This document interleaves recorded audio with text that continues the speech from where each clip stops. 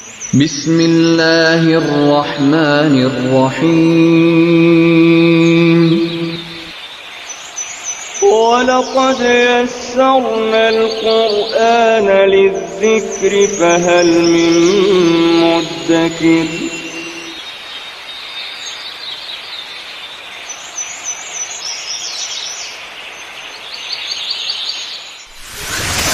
ألف باء تاء ثاء جيم حاء خاء دال ذال راء زاي.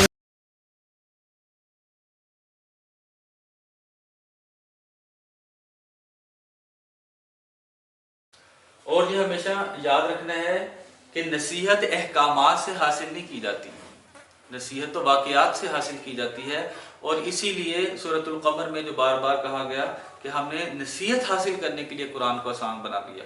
ہم قرآن پڑھیں اور واقعات پڑھیں، ہمیں کسی سے پوچھنے کی ضرورت نہیں، بالکل سادہ سادہ سا جیسے ایک سٹوری ہوتی ہے، ایک کہانی ہوتی ہے، ایسے واقعہ سیدھا سیدھا سا لکھا ہوا ہے، اس لیے اس کی کوئی ڈیپتھ نہیں ہے. لیکن جہاں پر احکامات کی آیتیں آ جائیں گی وہاں پہ ہم رک جائیں گے. کیوں رک جائیں گے؟ کہ احکامات کی آیتیں بالکل ویسے ہی ہے جیسے سائنس ہے، اس کے اندر باقاعدہ ٹرمینالوجیز ہیں، ٹیکنیکل ٹرمینالوجیز ہیں. ایک بندہ اخبار پڑھ رہا ہے، اسے بڑے اچھے طریقے سے سمجھ آ رہی ہے، جب وہ سائنس کی کتاب اٹھائے گا تو اسے بات بات پہ سمجھنا پڑے گا کہ یہ ڈینسٹی کیا ہوتی ہے، یہ وسکاسٹی کیا ہوتی ہے، یہ فلوئڈ کیا ہوتا ہے، یہ والیوم کیا ہوتا ہے، والیوم کا میجرمنٹ کیسے ہوتی ہے، نیوٹن کیا ہوتا ہے، فورس کیا ہوتا ہے. ہر چیز کی تشریح اسے سیکھنی پڑے گی، تب جا کے وہ سائنس سیکھے گا. تو احکامات جو ہے اس کے اندر بھی نماز پڑھنی ہے تو نماز کیسے پڑھنی ہے، نماز میں فرض کتنے ہوتے ہیں، سنت کتنے ہوتے ہیں، روزہ اگر رکھنا ہے تو کب سے کب تک رکھنا ہے، کیا کریں گے کیا نہیں کریں گے، سب کچھ سیکھنے کی چیز ہے. اور اس کا سیکھنے کا طریقہ کیا ہے کہ جس کو پہلے سے معلوم ہے، جس کو ہم علماء کرام کہتے ہیں، ان سے جا کے سیکھیں. اگر ان سے نہیں سیکھنا چاہتے تو پہلے آپ خود عالم بن جائیں، ان کے مدرسے میں جا کے پڑھنا شروع کر دیں. دو ہی طریقے ہمارے پاس، یا تو عالم کہ نہیں ماننا چاہتے تو خود عالم بن جائیں پڑھ پڑھ کر، اور اگر نہیں عالم بننا چاہتے پھر عالم کی مان کے ہمیں چلنا چاہیے. تو عام عوام کے لیے واقعات اور جب احکامات کی تشریح. اب ہمیں کوئی جو ہے وہ کہے جی، وہ ایک بندہ کلیم کرے کہ وہ عالم نہیں ہو، کہ جی مجھے سارے احکامات کو پتہ ہے، تو بندہ اس سے پوچھنا شروع کرے کہ جی ایک بندے کے پاس 100 اونٹ ہے وہ کتنی زکوٰۃ دے، ایک بندے کے پاس 100 بکریاں ہیں وہ کتنی زکوٰۃ دے، ایک بندے کے پاس 100 جو ہے وہ گائیں ہیں وہ کتنی زکوٰۃ دے، ایک بندے کے پاس 1000 من گندم اتر آئی ہے وہ عشر کتنا دے، اگر وہ برانی زمین ہے، برساتی زمین ہے تو پھر عشر کتنا دے، اگر وہ ٹیوب ویل سے پانی لگاتے تو پھر عشر کتنا دے. تو بات بات پہ تو اس کو پوچھنا پڑے گا، بات بات پہ تو سیکھنا پڑے گا. اور وہ سب کلیو، وہ سب جو ہم نے حوالہ جات لینے ہیں وہ یہیں سے آئیں گے، وہی سے آئیں گے، وہی سے باہر دین نہیں ہے. اور یہاں پہ ہم کہہ سکتے ہیں کہ عام عوام کے لیے آیات واقعات اچھے طریقے سے پڑھے، کسی سے کوئی پوچھنے کی ضرورت نہیں ہے. جیسے کہ آیت کہتی ہے وَلَقَدْ يَسَّرْنَا الْقُرْآنَ لِلذِّكْرِ فَهَلْ مِن مُّدَّكِرٍ. یہاں پر آ کے دوسری آیت آ جاتی ہے، وہ کہتی ہے أَفَلَا يَتَدَبَّرُونَ الْقُرْآنَ أَمْ عَلَىٰ قُلُوبٍ أَقْفَالُهَا. کیا پس وہ سب تدبر نہیں کرتے قرآن میں، کیا ان کے دلوں پہ تالے پڑ گئے ہیں. تو تدبر کرنا، غور و فکر کرنا، اور جیسے ایک سائنسدان جو ہے ایک قدرتی فینومینا ہو رہا ہوتا ہے، اس کی ڈیپتھ میں جا کے فارمولہ اور کلیہ نکال کے لاتا ہے، اسی طرح احکامات کا کچھ تشریح بتائی گئی قرآن و سنت میں، اور کچھ تشریحات قیامت تک اس کی ڈیپتھ میں جا کے بیچ میں سے نکالنی پڑتی ہیں. وہ آگے جا کے ہم اس کی تفصیل انشاءاللہ دیکھیں گے. متشابہات، یہ عام عوام یہ آیتیں بڑے آسانی سے پڑھ سکتی ہے. یہ احکامات پوچھ پوچھ کے کرنے والی بات ہے. عوام کے لیے کیا ہے کہ علماء سے پوچھ پوچھ کے، بالکل اسی طرح کہ میں بیمار ہو گیا ہوں تو مجھے چاہیے کہ میں ڈاکٹر سے پوچھ کے دوائی استعمال کروں.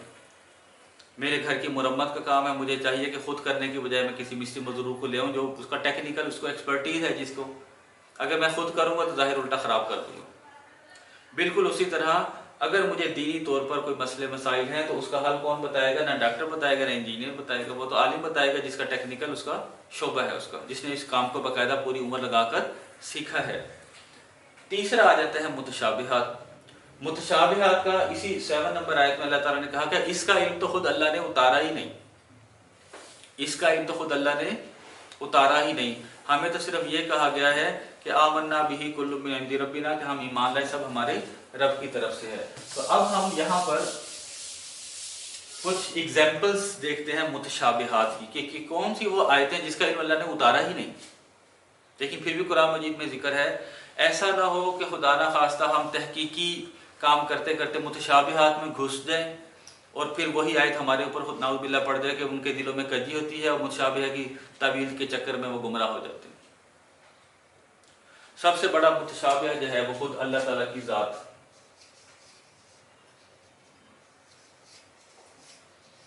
اگر کسی کے ذہن میں یہ آئے کہ اللہ تعالیٰ کیسے ہیں، اللہ سے پہلے کیا تھا، اللہ کا رخ کس طرف ہے، اللہ تعالیٰ کی کرسی کی حیت کیسی ہے، ہمارا جسم جو ہے وہ مٹی کا بنا ہوا ہے اور جو فرشتے نور کے بنے ہوئے ہیں، جنات آگ کے بنے ہیں، اللہ تعالیٰ کا میٹیریل کیا ہے، خود اللہ کی ذات میں ایسے سوال کرنا متشابہات ہے، یہ منع ہے.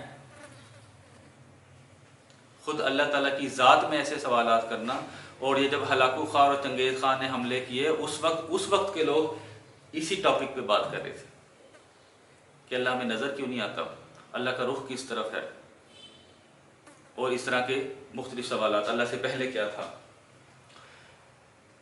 اللہ تعالیٰ ہمارا ذہن میں کیا ہونا چاہیے، ہمارا جو ایمانیات اور ہمارا جو عقائد وہ یہ ہے کہ اللہ اپنی شان کے مطابق ہے، ہم اس کا ادراک نہیں کر سکتے. یہ جواب ہے.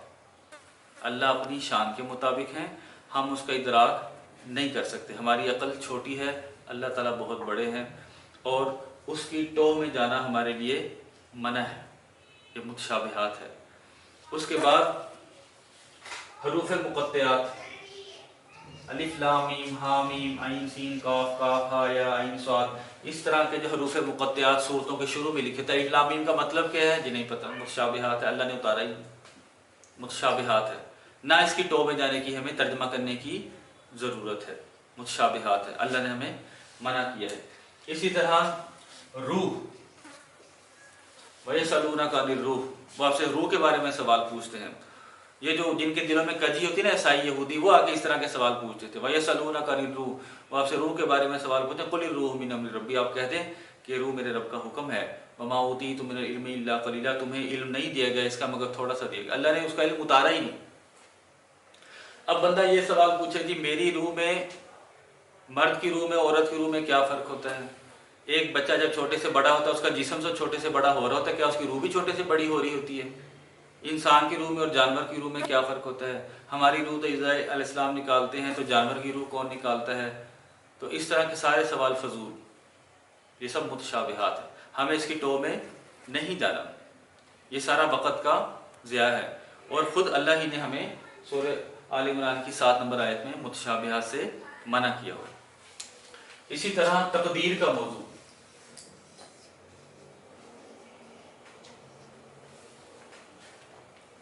والقدر خیرہ وشرہ من اللہ تعالی، اچھی اور بری تقدیر پر ہم ایمان لاتے ہیں، ہمارے اللہ تعالیٰ کی طرف سے ہے. تقدیر کے اوپر بحث کرنا منع ہے. ایک بندہ یہ کہے کہ جی حدیث کے اندر لکھا ہوا ہے کہ آپ جتنی مرضی نیکیاں کر لیں، اگر آپ اللہ کے کاغذوں میں جہنم میں تو جہنم میں جا کے رہیں گے. وہ اس طرح کی حدیث اٹھا کے لے، اور حدیثیں ہیں بھی ایسی.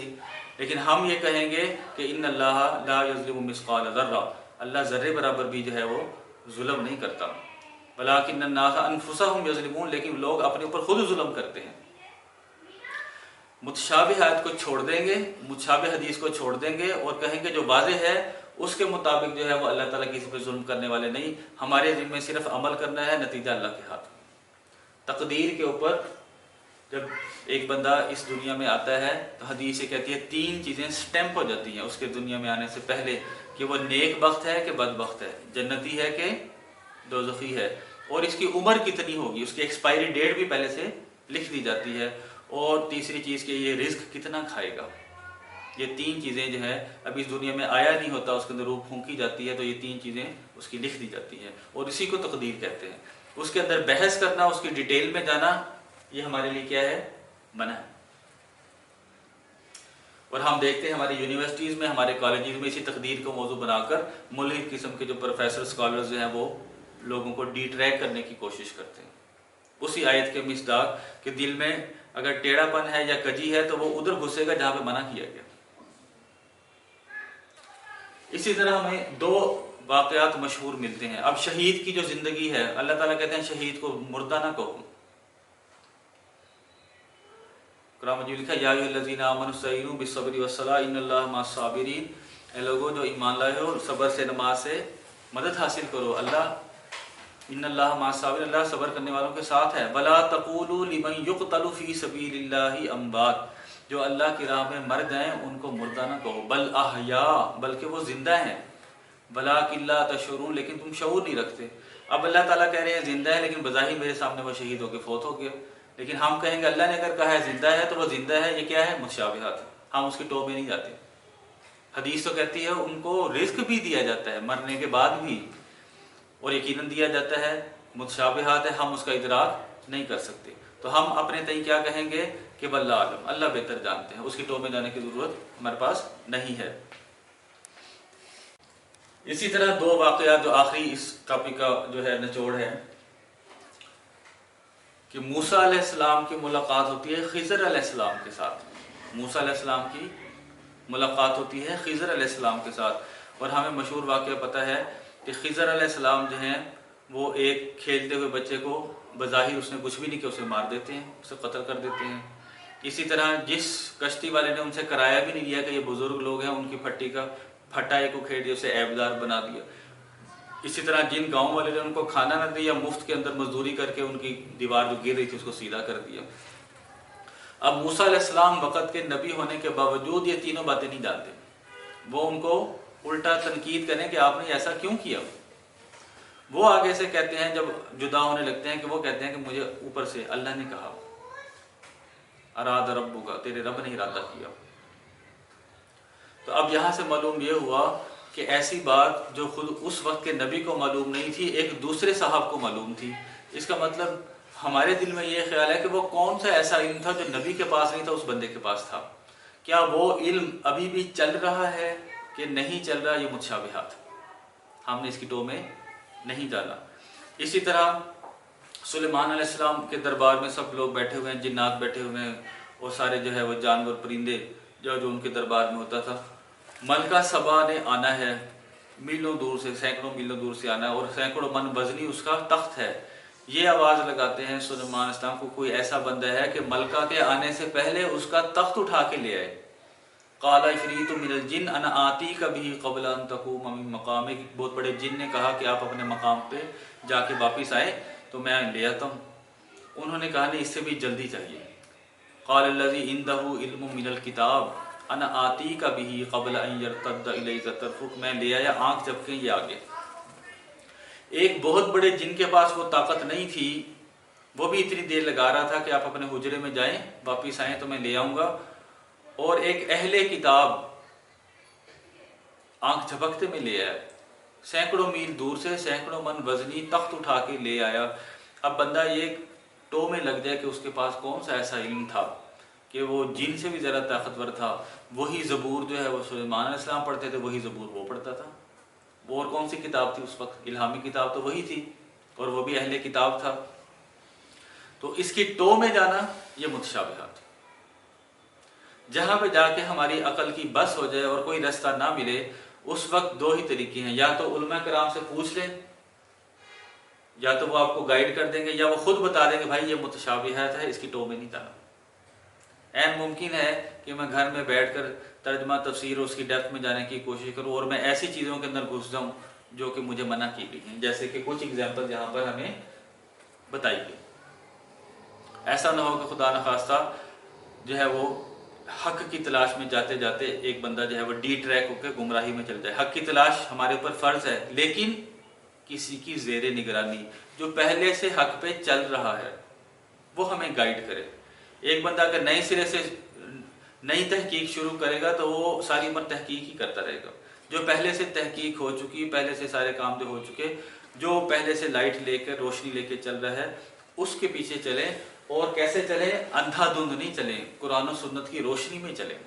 قرآن و سنت بتائے گا کہ یہ بندہ ٹھیک ہے، یہ بندہ ٹھیک نہیں ہے۔ اور یہ ساری محنت کس لیے ہو رہی ہے؟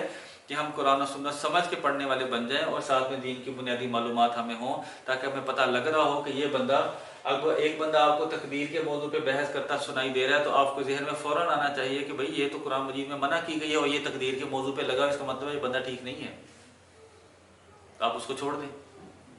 تو اس طرح قرآن حدیث ہمیں آئینے کی طرح رہنمائی کرتے ہیں اور ہمیں بتاتے ہیں کہ سیدھا راستہ کون سا ہے. اور سیدھا راستہ اتنی امپارٹنٹ اور اہم چیز ہے کہ ہر نماز کی ہر رکعت میں مانگتے ہیں اہدنا الصراط المستقیم، دکھا ہمیں سیدھا راستہ. اللہ تعالیٰ ہمیں سیدھے راستے کی توفیق عطا فرمائے، دنیا آخرت میں کامیاب فرمائے. ابھی سورۃ البقرہ کا ترجمہ ہم دیکھتے ہیں. سورۃ البقرہ کا الحمدللہ ہم 3 رکوع جو ہے وہ کر چکے ہیں اور 29 آیات ہو گئی ہیں. آگے ایک بہت بڑا رکوع ہے اور اس رکوع کے اندر وہ پورا مشہور قصہ ہے کہ آدم علیہ السلام کو بنایا گیا، پھر فرشتوں کو کہا گیا سجدہ کریں، سب فرشتوں نے سجدہ کیا، ابلیس نے سجدہ نہ کیا. پھر ان دونوں کو وہاں پہ ٹھہرنے کی اجازت ملی، کہا گیا کہ وَكُلَا مِنْهَا رَغَدًا حَيْثُ شِئْتُمَا، تم دونوں جتنا چاہو جہاں سے چاہو کھاؤ، وَلَا تَقْرَبَا هَٰذِهِ الشَّجَرَةَ، لیکن اس درخت کے قریب مت جانا، فَتَكُونَا مِنَ الظَّالِمِينَ، تم پھر ظالموں میں سے ہو جاؤ گے. لیکن شیطان نے آ کے بہکا دیا اور نتیجہ یہ ہوا کہ شیطان اور آدم علیہ السلام اور حوا علیہ السلام تینوں ہی کو وہاں سے نکال کر زمین پر بھیج دیا گیا. تو یہ پورا واقعہ اس رکوع کے اندر. ابھی جیسے ہم نے آیات کی اقسام پڑھی تو پہلا جو قسم تھی وہ واقعات تھی، یہ پورا واقعہ ہے اور بہت آسان عربی ہوتی ہے، پڑھتے ہوئے بھی ہمیں آسانی محسوس ہوتی ہے اور جلدی سے سمجھ اور یاد بھی ہو جاتا ہے. یہاں پر اس کی تھوڑا سا اگر ہم ڈیٹیل میں جائیں، کچھ لوگ یہ سمجھتے ہیں ان آیات سے کہ سب فرشتوں کو حکم ہوا کہ سجدہ کریں، سب نے سجدہ کیا، ابلیس نے نہ کیا. لوگ یہ سمجھتے ہیں کہ ابلیس پہلے فرشتہ تھا، لوگ یہ سمجھتے ہیں، جبکہ مشہور آیت ہے کہ اس نے کہا تھا قال انا خیر من خلقتنی من نار وخلقتہ من طین، کہ میں اس سے بہتر ہوں، آپ نے مجھے آگ سے پیدا کیا، وخلقتہ من طین، آپ نے اس کو جو مٹی سے پیدا کیا. وہ وکان من الجن، وہ جنوں میں سے تھا. ففسق عن امر ربی، اس نے رب کے حکم کو توڑا.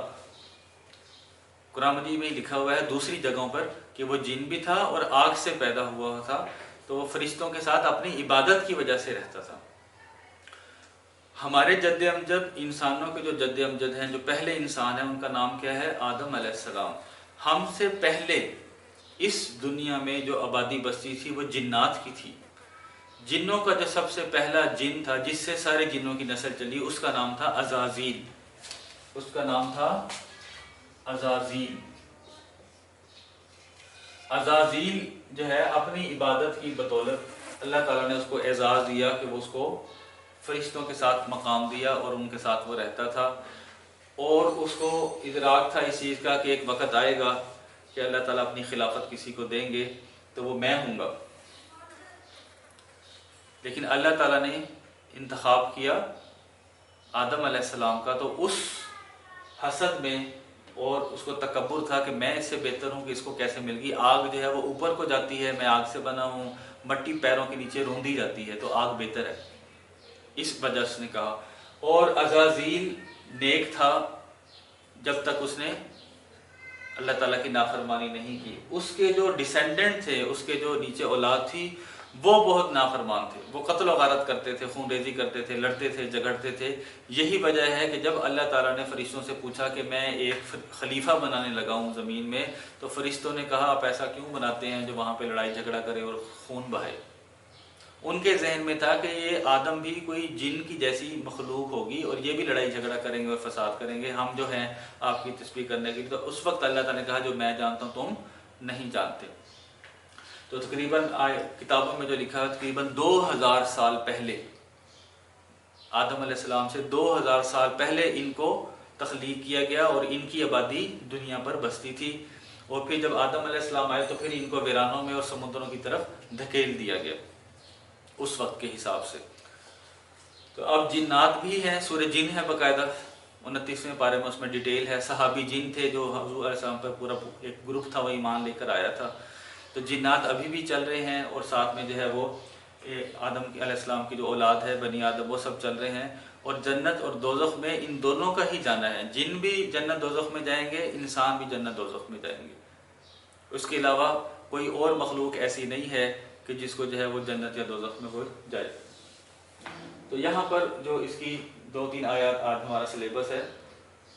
رکوع جہاں سے شروع ہو رہا ہے اعوذ باللہ من الشیطان الرجیم بسم اللہ الرحمن الرحیم. با اس اور جب، با کا مطلب اور، اس کا مطلب جب. اس کا مطلب بھی جب، اذا کا مطلب بھی جب، یہ ہم نے حروف کے اندر پڑھا، ہم نے 54 حروف شروع میں پڑھے. وَإِذْ قَالَ، اور جب کہا، فعل یہاں کی بات ہوتی، واحد مذکر غائب. وَإِذْ قَالَ، اور یہاں سے مراد کیا ہے؟ اللہ تعالیٰ. جب اس نے کہا یعنی اللہ نے کہا، اور ربو کا تیرے رب نے، ربو اس کا رب، ربو ماں دونوں کا رب، ربو سب کا رب، ربو کا تیرا رب. یہ بھی ایک آنر کی اور عزت دینے کی بات ہے کہ اللہ تعالیٰ نے یہ نہیں کہا کہ جب میں نے کہا یا جب ہم نے کہا. اللہ تعالیٰ نے حضور علیہ الصلوۃ والسلام کے حوالے سے اپنی نسبت کر دی جب تیرے رب نے کہا. حضور علیہ السلام کو اعزاز دیا جا رہا ہے جب تیرے رب نے کہا. للملائکہ، ملائکہ سے کہا. انا کا مطلب بے شک، انی بے شک میں، یہ نانا، انی بے شک میں جاعل بنانے والا ہوں. جعل یجعل کا مطلب بنانا، جعل اس نے بنایا، یجعل وہ بناتا ہے. اجعل تو بنا، لا تجعل تو نہ بنا، جاعل بنانے والا. بے شک میں بنانے والا ہوں، فی الارض زمین میں، خلیفہ، خلیفہ بنانے والا ہوں. قالو، اب دیکھیں پلورل جمع آ گیا. قالا اس ایک نے کہا، قالا ان دونوں نے کہا، قالو ان سب نے کہا. فعل فعل فعلو آخر میں واو آ گیا. ان سب نے کہا. وہ سب کون تھے؟ فرشتے تھے. ان سب نے کہا. آ حمزہ زبر آ کا مطلب ہوتا ہے کیا. کیا؟ تجالو، جعل یجعل کا مطلب بنانا. یجعل وہ بناتا ہے، تجالو تو بناتا ہے. تفعلو، تجالو شروع میں دے آخر میں پیش. کیا تو بناتا ہے؟ فیہا اس زمین میں. ہا سے مراد واحد مؤنث غائب زمین، ہا ہما ہن. کیا تو بناتا ہے اس زمین میں، من جو یفسد فیہا، افسد یفسد، یہ پیچھے بھی کافی دفعہ لفظ آیا جیسے یہاں پہ یفسدون فی الارض. افسد اس نے فساد کیا، یفسد وہ فساد کرتا ہے یا فساد کرے گا. آپ بناتے ہیں اس زمین میں جو فساد کرے گا، فیہا اس زمین میں.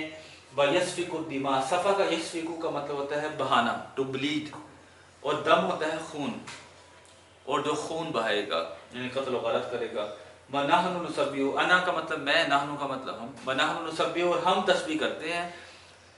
یسبح وہ تسبیح کرتا ہے، تسبح تو تسبیح کرتا ہے، اسبح میں تسبیح کرتا ہوں، نسبح ہم تسبیح کرتے ہیں. دعائے قنوت کے اندر بھی ہم پڑھتے ہیں. وَنُسَبِّحُ وَنَحْنُ نُسَبِّحُ، ہم تسبیح کرتے ہیں، بِحَمْدِکَ آپ کی تعریف کے ساتھ. وَنُقَدِّسُ لَكَ، قدس یقدس کا مطلب ہوتا ہے پاکیزگی بیان کرنا، تقدیس سے نکلا. قدس یقدس، یقدس تقدس، اقدس نقدس، اور ہم پاکیزگی بیان کرتے ہیں لکا آپ کی. قال، یہاں پہ پھر اللہ تعالیٰ کی بات ہے. قال اس نے کہا، یعنی اللہ تعالیٰ نے کہا، انی بے شک میں، اعلم جانتا ہوں. یعلم وہ جانتا ہے، تعلم تو جانتا ہے، اعلم میں جانتا ہوں. بے شک میں جانتا ہوں، ما جو لا تعلمون تم سب نہیں جانتے. تعلم تو جانتا ہے، تعلمانی تم دونوں جانتے ہو، تعلمون تم سب جانتے ہو، لا تعلمون تم سب نہیں جانتے. بے شک میں جانتا ہوں جو تم سب نہیں جانتے ہو. وعلم، علم یعلم کا مطلب ہوتا ہے سکھانا، ٹو ٹیچ. علم یعلم، علم اس نے سکھایا، یعلم وہ سکھاتا ہے. علم تو سکھا، لا تعلم تو نہ سکھا. معلم سکھانے والا، معلم جس کو سکھایا جائے، یعنی معلم شاگرد کو کہتے ہیں اور معلم استاد کو کہتے ہیں، سکھانے والے کو کہتے ہیں. علامہ ماضی ہے. علامہ اس نے سکھائے، کس نے؟ یعنی اللہ تعالیٰ نے. آدم، آدم کو، میم کے اوپر زبر بتا رہی ہے کہ وہ مفعول ہے، آبجیکٹ ہے، یہ ہم نے پہلے ایک دفعہ ذکر کیا. وعلم آدم، اس نے سکھایا آدم کو، الاسماء نام، چیزوں کے ناموں کا ذکر. جیسے اب یہاں پہ کلاس روم بیٹھے ہیں، یہ کرسی ہے، یہ میز ہے، یہ دیوار ہے، یہ ڈیسک ہے، یہ وائٹ بورڈ ہے، یہ چھت ہے، یہ پنکھا ہے. تو جنت کے اندر جو جو چیزیں تھیں، یہ کون کون سا درخت ہے اور کی کون کون سی ورائٹی ہے، فرش کے اوپر کیا لگا ہوا ہے، چھت کے اوپر کیا لگا ہوا ہے، تو وہ علم الاسماء، چیزوں کے ناموں کا ذکر. اور ہم دیکھتے ہیں کہ جب ہم بچے کو پلے گروپ نرسری میں پہلا قاعدہ پڑھاتے ہیں تو علم الاسماء ہی پڑھاتے ہیں. یہ آم ہوتا ہے، یہ انار ہوتا ہے، یہ پنکھا ہوتا ہے، یہ تختی ہوتی ہے. تو ویری بیسک جو ہے ہمیشہ کیا ہوتا ہے؟ علم الاسماء ہوتا ہے. فیملیئر وہ اس سے ہوتا ہے. تو اللہ تعالیٰ نے اس جنت میں، ہاں سے مراد کیا ہے؟ کلھا، اس کے سب، جنت کے اندر جتنی بھی چیزیں تھیں سب کے نام کو اللہ تعالیٰ نے ان کو سکھایا. ثم پھر عرضہ پیش کیا، سامنے کیا، ہم ان سب ناموں کو، علی الملائکہ ملائکہ پر. پھر قال کہا، انبئوا تم سب بتاؤ. انبا ینبئ کا مطلب بتانا، انبا ینبئ، انبا اس نے بتایا، ینبئ وہ بتاتا ہے. انبا اس نے بتایا، ینبئ وہ بتاتا ہے انبی تو بتا، انبیاء تم دونوں بتاؤ، انبیو تم سب بتاؤ، نی مجھ ایک کو، فرشتوں تم سب بتاؤ نی مجھ ایک کو، بی اسمائی ہاؤلائی، حاضی حاضانی ہاؤلائی، تم ان سب چیزوں کے ناموں کو بتاؤ، ان کنتم اگر تم سب ہو صادقین سچے، اگر تم سب سچے ہو۔ اب اللہ تعالیٰ نے سکھایا آدم کو اور پوچھا فرشتوں کو۔ اب یہاں پر ایک خدا نخواستہ جو تھوڑا سا ڈی ٹریک ہونے والا بندہ ہے وہ یہیں پہ آ کے کہے گا کہ اللہ نے ایسا کیوں کیا، یہ تو باللہ ناانصافی ہے، سکھایا اس کو ہے پوچھا اس کو ہے، یا تو پھر اس کو سکھائے، اگر وہ بھول جائے پھر تو ایسی بات ہے، تو ہم کہیں گے بھائی یہ متشابہات، اللہ جو چاہے کرے، ٹھیک ہے۔ تو اللہ تعالیٰ اپنی شان کے مطابق کرتے ہیں۔ ہمارا ایمان یہ ہے آج کی آیت کا اسپیشلی متشابہات سمجھنے کا، کہ جہاں پہ آ کے آپ کی عقل معاف ہو جائے، سمجھ میں اس کو نہیں آ رہی، تو آپ یہ کہیں گے اللہ بہتر جانتے ہیں، میری عقل چھوٹی ہے، یہ بات کو سمجھ نہیں پا رہی، اللہ اپنی شان کے مطابق ہیں، اپنی شان کے مطابق عمل کرتے ہیں، اور وہ جو کرتے ہیں ٹھیک کرتے ہیں، مجھے سمجھ میں آئے یا نہیں آئے، ہم یؤمنون بالغیب، ہم جو ہے وہ غیب کے اوپر ایمان لاتے ہیں۔ تو یہاں پہ بھی ہمیں ٹوک بازی کرنے کی یا نعوذ باللہ تنقید کرنے کی کوئی ضرورت نہیں ہے، کیونکہ اللہ تعالیٰ خود فرماتے ہیں کہ اللہ تعالیٰ ان اللہ لا یظلم مثقال ذرہ، اللہ ذرے کے برابر بھی کسی پہ ظلم نہیں کرتے۔ اور آگے چل کے ہم دیکھیں گے کہ ان فرشتوں نے بھی عاجزی اور ادب کا مظاہرہ کرتے ہوئے یہی کہا، یہ نہیں کہا کہ آپ نے اس کو سکھایا ہمیں تو سکھایا نہیں، انہوں نے کہا کہ اللہ آپ بہتر جانتے ہیں، آپ نے تو ہمیں جتنا سکھایا ہمیں تو بس اتنا ہی پتہ ہے۔ یہ ہوتی ہے عاجزی، فرشتوں نے جو کیا ہمیں بھی وہ کرنا چاہیے۔ اور شیطان جو ہے وہ اڑ گیا، اس نے جو ہے وہ منطق اور اپنی عقل لے آیا۔ سب سے پہلا گناہ ہی یہ ہوا کہ وحی کے مقابلے میں عقل کو اٹھا کے لے آیا کہ میں تو اس سے بہتر ہوں، حالانکہ اس کو چاہیے تھا کہ فرشتے نے جیسے کہا تھا کہ جو آپ نے ہم قالوا سبحانک لا علم لنا، انہوں نے کہا کہ اللہ پاک ہے، ہمارے لیے کوئی علم نہیں، لا علم لنا الا ما علمتنا، مگر جو آپ نے ہمیں سکھا دیا، انک انت العلیم الحکیم، آپ ہی بہت زیادہ جاننے والے ہیں، آپ ہی حکمت والے ہیں، آپ جو کرتے ہیں وہ ٹھیک کرتے ہیں۔ اللہ تعالیٰ ہم اس کا صحیح فہم و سمجھ عطا فرمائے۔ اللہم انا نستعینک و نستغفرک و نتوب الیک۔